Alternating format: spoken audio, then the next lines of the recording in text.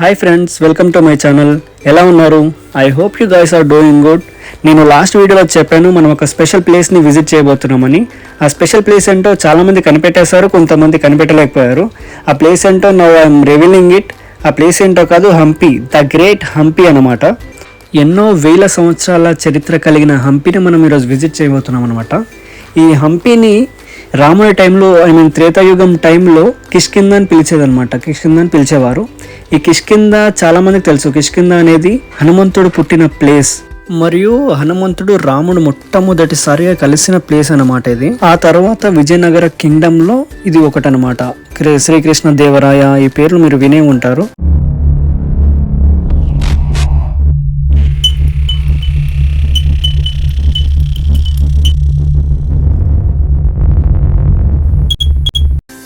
ఈ విద్యానగర్ ఎయిర్పోర్ట్ నుండి మనం హంపి వెళ్ళాలంటే ముందుగా హోస్పేట్ వెళ్ళాలన్నమాట. హోస్పేట్ నుండి మనకి గవర్నమెంట్ బస్సెస్ ఉంటాయి, ప్రైవేట్ బస్సెస్ ఉంటాయి. ఈ వెళ్ళే రూట్లో అయితే లొకేషన్స్ చాలా అద్భుతంగా ఉన్నాయి. ఇక్కడ మనం చూడొచ్చు ఆ కొండలు, ఆ రోడ్డు, నేషనల్ హైవే ఇది. మధ్యలో అక్కడ నుండి ట్రైన్ వెళ్తుంటే ఇక్కడ నుండి చూస్తుంటే వ్యూ అయితే చాలా చాలా బాగుందన్నమాట. అక్కడ మనం పైన చూడొచ్చు పెద్ద పెద్ద ఫ్యాన్స్ తిరుగుతున్నాయి. వాటిని విండ్ ఫ్యాన్స్ అంటారు. దానివల్ల పవర్ జనరేట్ చేస్తారనమాట. అవి చూడడానికి చాలా చిన్నగా కనిపిస్తున్నాయి దూరం నుండి, కానీ దగ్గర నుండి చాలా చాలా పెద్దగా ఉంటాయి. అండ్ వాటిని బ్లేడ్స్ అంటారు. ఆ బ్లేడ్ చూడండి ఎంత పెద్ద ఉంది. ఒక్కొక్కటి ట్రక్ మీద పెట్టారు. ఇక్కడ ట్రాన్స్పోర్ట్ చేస్తున్నారు అనుకుంటా. చాలా పెద్ద ఉంది. ఫైనల్గా మనం హోస్పేట్కి వచ్చేస్తాం. హోస్పేట్లో బస్ స్టాప్లో ఇది రైమింగ్ సార్. ప్రకాశం ఏంటినా అన్బిలీవబుల్. ఇక్కడ పునీత్ రాజ్ కుమార్ స్టాచ్యూ ఉంటుంది. ఆయన జ్ఞాపకార్థం ఇక్కడ పెట్టారు. అండ్ ఆయన మంచి వ్యక్తి, చాలా మంచి వ్యక్తి. అంతేకాదు మంచి నటుడు. అందుకే ఆయనకి ఇంతటి ఫ్యాన్ క్రేజ్ ఉంది ఇక్కడ. అండ్ ఇక్కడే తుంగభద్ర డ్యామ్ ఉంటుంది. అన్ఫార్చునేట్లీ నేను అది విజిట్ చేయలేకపోయాను. తుంగభద్ర రివర్, ఈ వాటర్ కర్ణాటక నుండి ఆంధ్రప్రదేశ్ రూట్లో ప్రవహిస్తూ ఉంటుంది.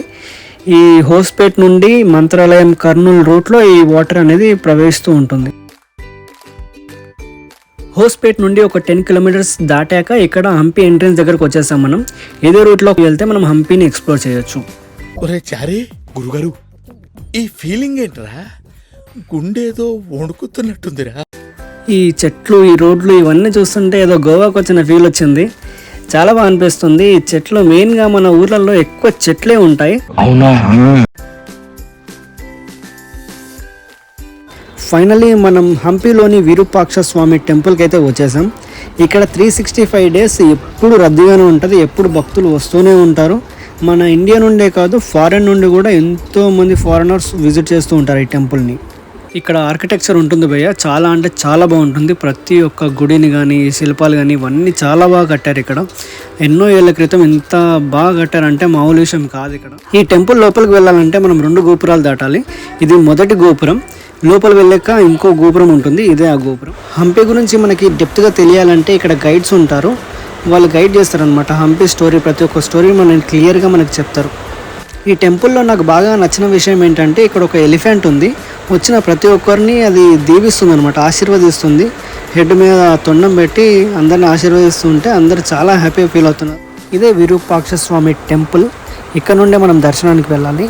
ఇక్కడ క్రౌడ్ అయితే చాలా ఎక్కువగా ఉంది. కానీ ఇక్కడ లైన్లో నించున్నంతసేపు బోర్ కొట్టదు. ఎందుకంటే ఈ ఆర్కిటెక్చర్ ఇదంతా మనం చూస్తున్నంతసేపు మనకు టైమే తెలియదు. ఈ టెంపుల్లో ఒక స్పెషాలిటీ ఉంది. అదేంటంటే ఇక్కడ ఒక హోల్ నుండి చూస్తే మనకి గోపురం కనిపిస్తుంది. ఆ గోపురం ఇక్కడ ఈ ప్లేస్లో మాత్రం రివర్స్లో కనిపిస్తుంది. మనం ఇక్కడ చూడొచ్చు. అక్కడ హోల్లోనేమో గోపురం స్ట్రైట్గా ఉంటుంది, పైకి ఉంటుంది. ఇక్కడ రైట్ సైడ్లో మనం చూస్తే దాని నీడ మాత్రం రివర్స్లో కనబడుతుంది అనమాట. ఇదే ఈ టెంపుల్ ఉన్న స్పెషాలిటీ. ఇక్కడ మనం చూడొచ్చు టెంపుల్కి సంబంధించిన పుష్కరిణి అయితే ఇక్కడ ఉంది. ఇక్కడ ముందు స్నానాలు చేసేవారు కానీ ఇప్పుడు మాత్రం అలో లేదు. అండ్ ఇక్కడ తెలుగుకి సంబంధించిన ఎన్నో మూవీస్ ఇక్కడ షూటింగ్ చేశారు. అండ్ దాంట్లో మన ప్రభాస్ నటించిన పౌర్ణమి మూవీ కూడా ఒకటి. రీసెంట్గా హాట్స్టార్లో యక్షిని అనే ఒక సిరీస్ వచ్చింది. ఆ సిరీస్ 50% ఆఫ్ ది షూటింగ్ మొత్తం కంప్లీట్ ఇక్కడే చేశారనమాట.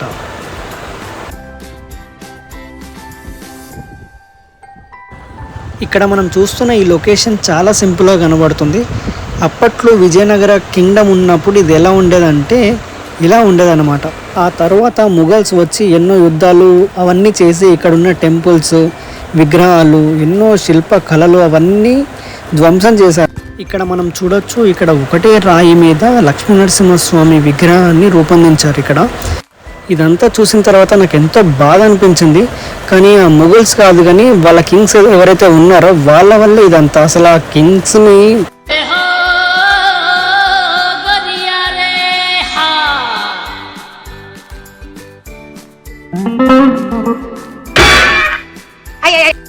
ఇక్కడ ఒక పెద్ద శివలింగం ఉంది. ఈ శివలింగం కూడా విజయనగర కింగ్డమ్ టైం పీరియడ్లోనే నిర్మించారనమాట ఈ యొక్క టెంపుల్ని. ఈ లింగాన్ని రాఘవ అనే ఒక పండితుడు ప్రతిరోజు పూజిస్తాడనమాట. ప్రతిరోజు అభిషేకం చేసి హారతిచ్చి పూజిస్తాడు. ఇతని కన్నా ముందు వాళ్ళ తండ్రి చేసేవాడు, ఇప్పుడు ఇతను చేస్తున్నాడు. ఒక వృద్ధ పండితుడు ఇతను. అండ్ మీలో ఎంతమందికి టచ్ మీ నాట్ ప్లాంట్ గురించి తెలుసు? టచ్ మీ నాట్ ప్లాంట్ అంటే మనం టచ్ చేస్తే అది క్లోజ్ అవుతుంది అంట. దాని లీవ్స్ అనేది క్లోజ్ చేసుకుంటుంది. ఇక్కడ చూడొచ్చు, మనం టచ్ చేసిన ప్రతిసారి అది క్లోజ్ చేసుకుంటుంది. ఒక 2 minutes తర్వాత మళ్ళీ తెరుచుకుంటుంది. ఫైనల్లీ ఇక్కడ నుండి మనం విఠాల అనే టెంపుల్ దగ్గరికి వెళ్ళాలి. ఆ టెంపుల్ ప్రత్యేకత ఏంటంటే, మన 50 రూపీస్ నోట్ మీద ఉండే రథం ఒక బొమ్మ, ఆ విగ్రహం అది అక్కడే ఉందన్నమాట, అక్కడే స్థాపించారు. ఇక్కడ నుండి మనం విఠాల టెంపుల్కి వెళ్ళాలంటే ఈ మినీ వ్యాన్లో వెళ్ళాలి. ఈ వ్యాన్లో 20 రూపీస్ ఛార్జ్ చేస్తారు, టెంపుల్ దగ్గర దింపేస్తారు.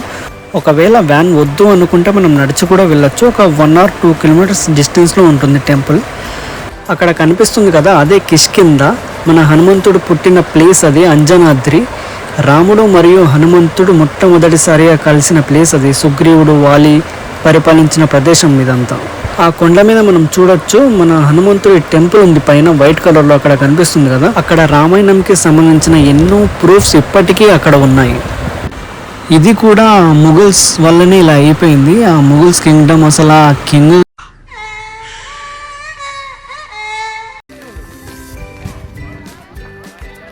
ఫైనల్లీ మనం వచ్చేసాం. 50 రూపీస్ నోట్ మీద ఉండే ఆ విగ్రహం, ఆ రథం దగ్గరికి మనం వచ్చేసాం. మీలో ఎంతమందికి తెలుసు హంపీలో ఈ విగ్రహం ఉందని చెప్పి? నాకు తెలిసి 80% ఆఫ్ ది పీపుల్కి ఈ విషయం తెలుసు. తెలిసిన వాళ్ళు లైక్ కొట్టండి. ఏమిటంటే మీరు మాట్లాడేది? ఇప్పుడు ఇలా ఉంది, కానీ విజయనగర కింగ్డమ్ టైంలో ఇదంతా ఒక పెద్ద మార్కెట్ అంట. అదే బజార్ మార్కెట్ అంటే ఇక్కడ మనకి వెజిటేబుల్స్ కానీ ఏదైనా ఇక్కడ దొరికేవంట. 1000 సంవత్సరాల క్రితం ఇలాంటి నిర్మాణం అంటే ఇది చాలా పెద్ద విషయం. చాలా అద్భుతంగా చేశారు ఇదంతా.